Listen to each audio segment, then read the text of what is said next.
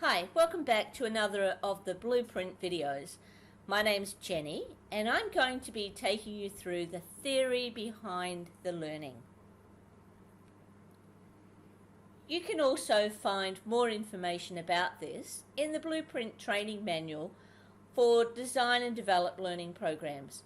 Particularly look at Chapter 3, page 35 through to 42. Once your learning program has been approved, it needs to be developed. But before you start, it's a good idea to understand what helps adults learn best. There are questions that we should ask to help us with our planning. For instance, who is the learning program for? And what are the characteristics of our learners? By asking questions, we can find out more about our learners. What is their socio-economic background? What are the cultural backgrounds and needs of our learners? What is the age group of our learners? Are there literacy, numeracy, and literacy needs that we should take into consideration? What is the motivation for learning? And what are their learning styles and preferences? Can you put together a skill or competency profile of your learners? Are they learning as a group or at an individual pace? And what level of work experience have they had? And what formal education have they achieved? Is the group aware of the need for learning? And are they positive about this learning experience that they are just about to embark on to gain the competencies? Are there any access and equity issues that you need to be aware of? For a more comprehensive list of information to gather, refer to page 18 of your training manual. So what to do with the data? Now that you've got the data, you know a little bit more about the characteristics of your learner, their motivation for training and their experiences. Let's put it into action. Knowing a little more about learning theory and learning styles will help us put together a plan that will enhance the learning experience. Adult learning theories are based on the premise that adults learn differently than children. And the question that we all ask as educators is, what motivates an adult to learn? Learning theories give educators new ways to understand the links between learning and motivation, and also explore new techniques and strategies to apply in teaching situations to engage their learners. Although learning has been formally researched for well over a century, there is still a lot of debate about what really goes on when people learn. As a result of this, there are many theories of learning available for teachers to draw on. I'll be taking you through a brief insight into 3 learning theories. The first learning theory is behaviorism. In this, it assumes that a learner is essentially passive, responding to environmental stimuli. Believes that a learner starts out with a clean slate and behavior is shaped by positive and negative reinforcement. And reinforcement, both positive or negative, increases the possibility of an event happening. And punishment, both positive and negative, decreases the possibility of an event happening again. So how do we apply parts of this learning theory?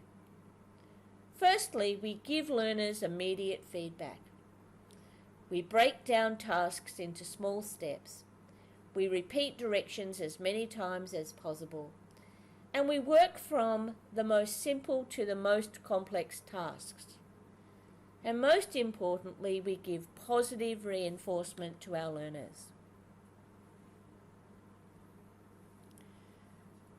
Another learning theory is called Constructivism. Gaining credence in the 1950s, this learning theory focuses on the processes involved in learning rather than on the observed behaviour. You may have heard people say this is a cognitive skill, focusing on internal processes and connections that take place during learning. So how do we apply this? We help students explore and understand how ideas are connected. We ask students to justify and explain their thinking. We use visualization to improve students' understanding and recall. We get students to reflect on the learnings. Cognitive theories emphasize making knowledge meaningful and helping learners organize and relate new information to existing knowledge in memory. Another learning theory is called Constructivism. This focuses on the creative activity of meaning making in individuals or social groups, engaging the learners by using content that is immersed in real-life activities. This theory says that learners construct knowledge rather than just passively taking in the information. So how do we apply this learning theory? By the use of inquiry-based learning and problem-based learning, making sure that our learners are actively involved, ensuring that our activities are interactive and student-centered, including activities such as research projects, class discussions, experimentation, field trips. These are all examples of constructivist activities. So learning theory provides an insight into how people learn and allows educators to draw on these and other theories to enhance and understand the learning experiences of students. Whilst the Cert 4 in Training and Assessment does not focus on learning theories, it's important to understand learner characteristics and to be aware of learning theories. These theories are explored in more detail in diploma and higher level studies into adult education. There are many books and articles written about learning theories. You can search the internet and you will find a wealth of information.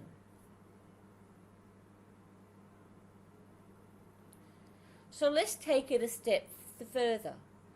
We have what's called the adult learner principles. In the 1970s, Malcolm Knowles identified the 6 principles of adult learning. And over the years, universities and RTOs around Australia have refined and expanded on these principles. Adult learner principles tell us that adults learn best when they are shown respect and find the learning experience to be rewarding. Think about what motivates you to learn. When do you learn best? Adults learn best when they use all of their senses to learn. And they learn best when they can relate new information to their existing knowledge or experiences.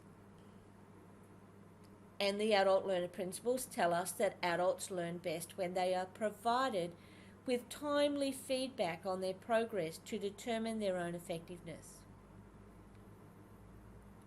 Adults learn best when they are actively involved in the learning process and where their past experiences are recognised.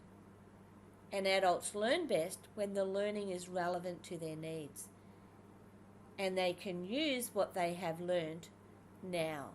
They can put the learning into action. Adults learn best when they can be self-directed in their learning.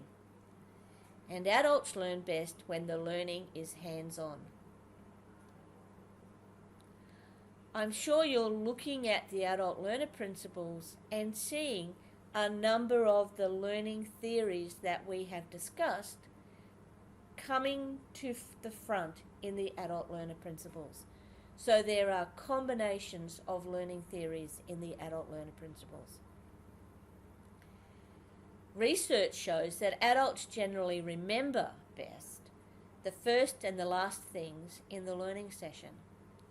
And adults need more time to make sense of and value new information when it contradicts with their existing beliefs.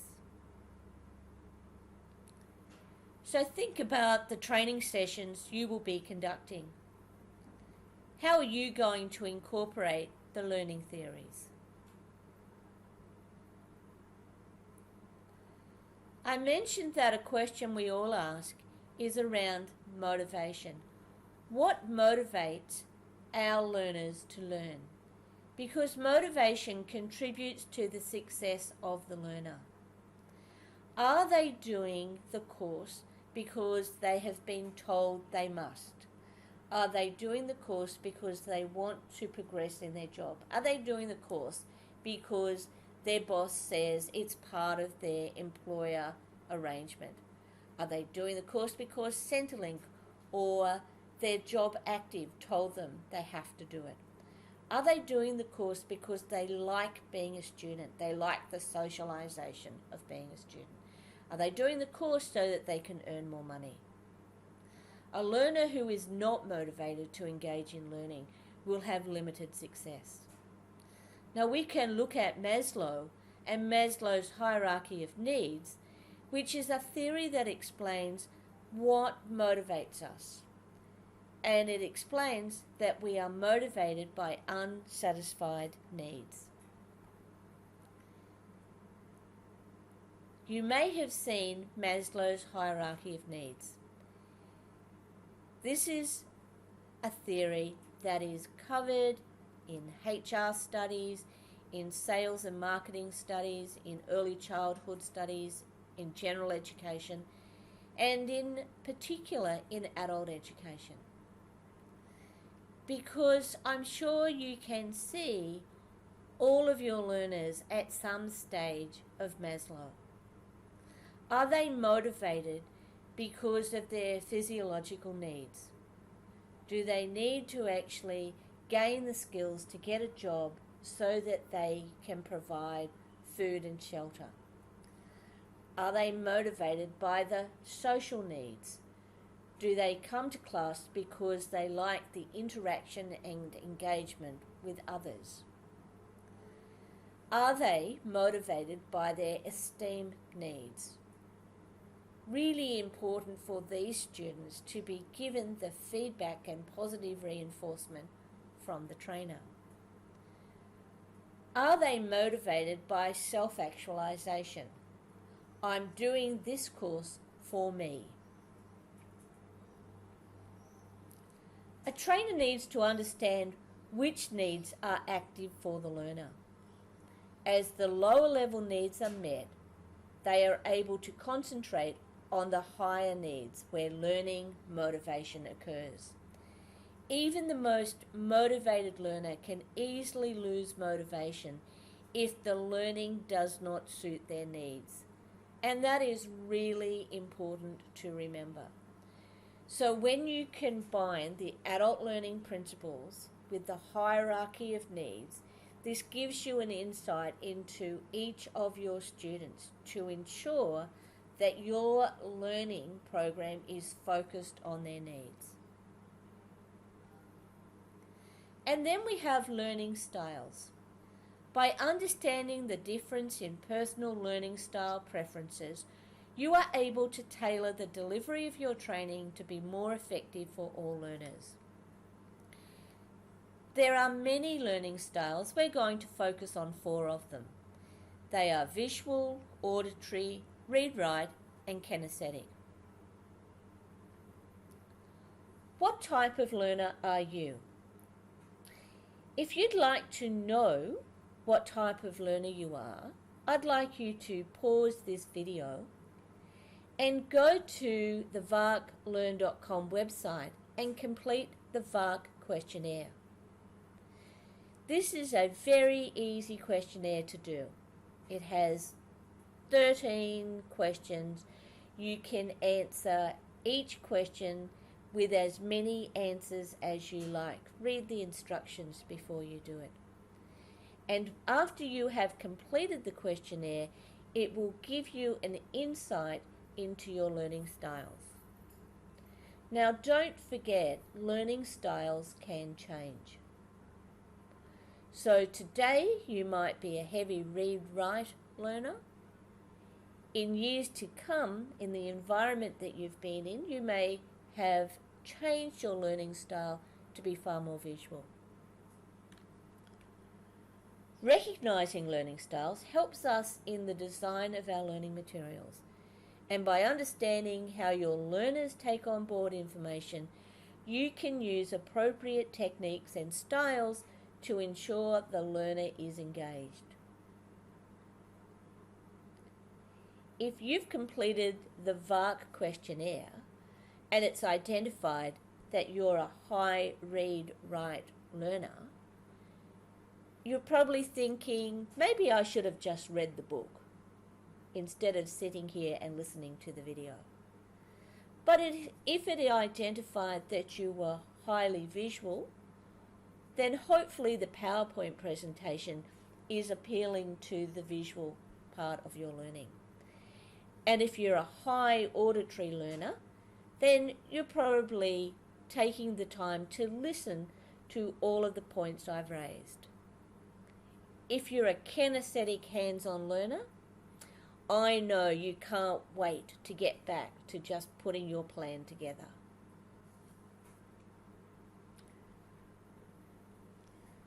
So what do learning styles tell us? For visual learners, we appeal to the visual learner by using charts and graphs and pictures and presentations. We appeal to the auditory learner by using discussions, by repeating facts to others, by listening.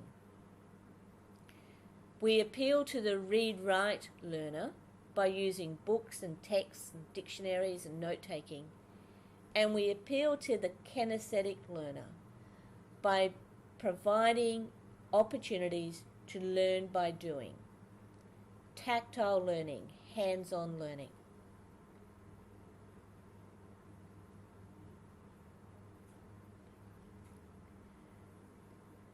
Here's another learning style. It's called the PART. Based on the work of Kolb, Experiential Learning Cycle of 1984, Money and Mumford developed learning styles, identifying 4 distinct preferences. Now you can read more about PART on page 40 of your training manual.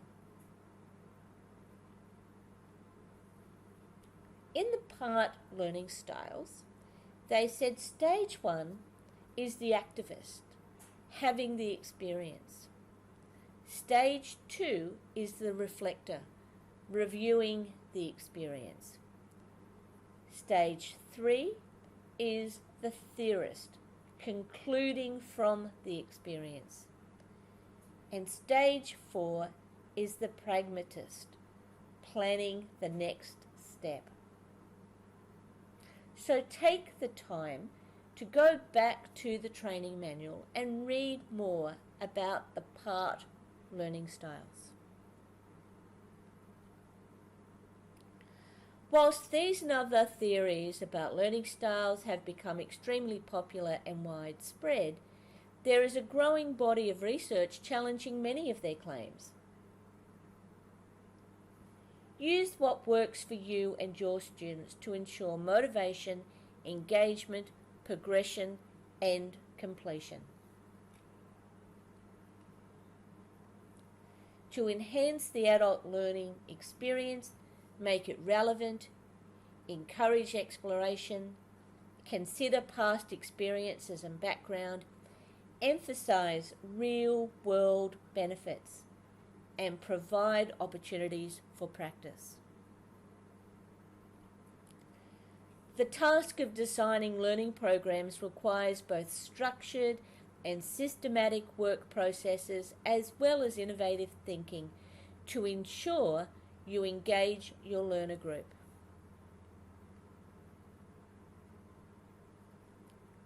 So how do we work with groups? The most commonly used framework for team stages of development was developed in the mid-1960s by Tuckman. His descriptions of forming, storming, norming, and performing provide a useful framework for looking at your own team of learners. In the forming stage, Tuckman says that the new individuals look for a leader for guidance. And in the storming stage, their ideas compete for purpose and voice. Finally, we get to the norming stage where the mission is defined. And then we have the performing stage where the collaboration serves the common goal. When you are working with groups in your learning environment, remember that forming, storming, norming, and performing are all natural. Tuckman's theory focuses on the way in which a team tackles a task from the initial formation of the team through to the completion of the project. Now later, Tuckman added a fifth phase, and it's called adjourning and transforming, to cover the finishing of the task.